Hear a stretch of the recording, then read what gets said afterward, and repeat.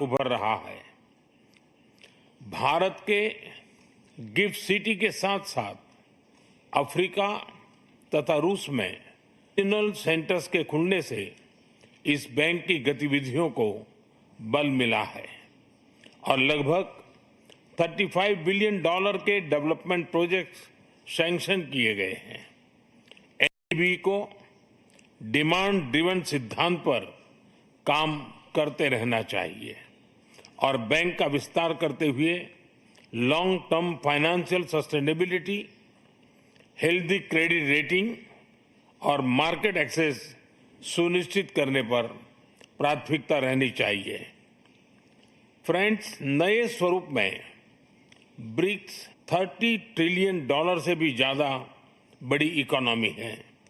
हमारे आर्थिक सहयोग को बढ़ाने में ब्रिक्स बिजनेस काउंसिल और ब्रिक्स विमेन बिजनेस अलायंस की विशेष भूमिका रही है।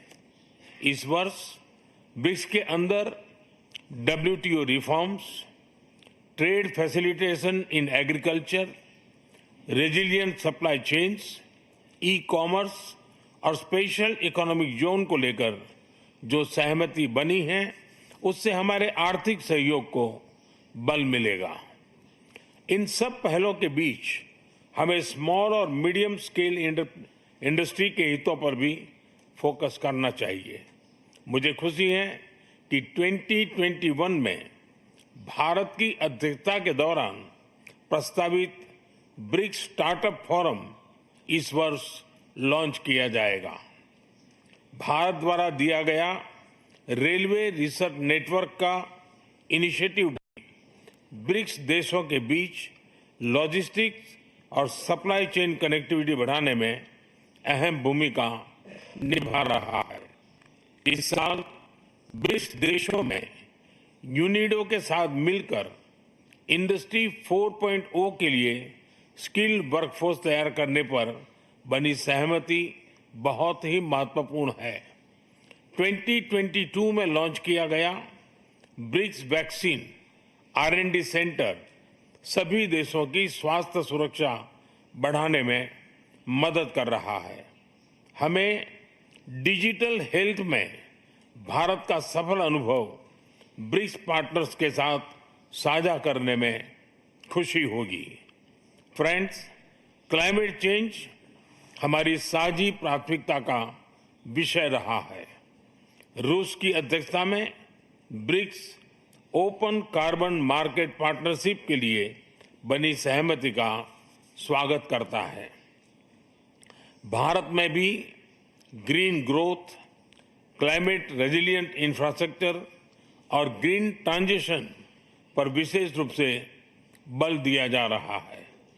International solar alliance, coalition for disaster resilient infrastructure, mission life यानी लाइफस्टाइल फॉर एनवायरमेंट, एक पेड़ मां के नाम जैसे इनिशिएटिव लिए गए हैं। पिछले वर्ष COP28 के दौरान हमने ग्रीन क्रेडिट जैसे महत्वपूर्ण पहल की शुरुआत की। मैं ब्रिक्स पार्टनर्स को इन इनिशिएटिव से जुड़ने के लिए आमंत्रित करता हूं। ब्रिक्स के सभी देशों में इंफ्रास्ट्रक्चर के निर्माण पर विशेष रूप से बल दिया जा रहा है। भारत में मल्टी मॉडल कनेक्टिविटी को तेजी से बढ़ाने के लिए हमने गति शक्ति पोर्टल बनाया है। इससे इंफ्रास्ट्रक्चर विकास के लिए इंटीग्रेटेड प्लानिंग और इम्प्लीमेंटेशन में मदद मिली है और लॉजिस्टिक कॉस्ट कम हुई है। हमारे अनुभव आप सभी के साथ साझा करने में हमें खुशी होगी। फ्रेंड्स, ब्रिक्स देशों के बीच फाइनेंशियल इंटीग्रेशन बढ़ाने के लिए प्रयासों का हम स्वागत करते हैं।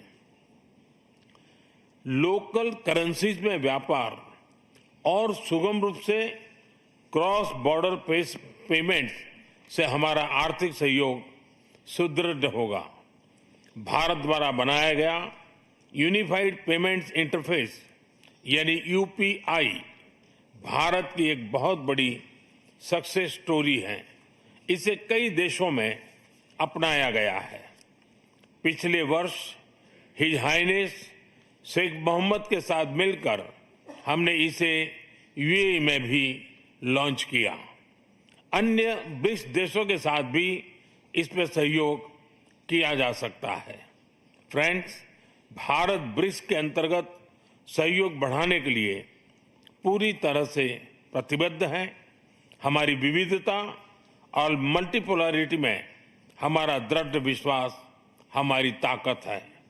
हमारी यही ताकत और मानवता में साझा विश्वास हमारी भावी पीढ़ी के समृद्ध और सशक्त भविष्य को सार्थक रूप देने में सहयोग होगा।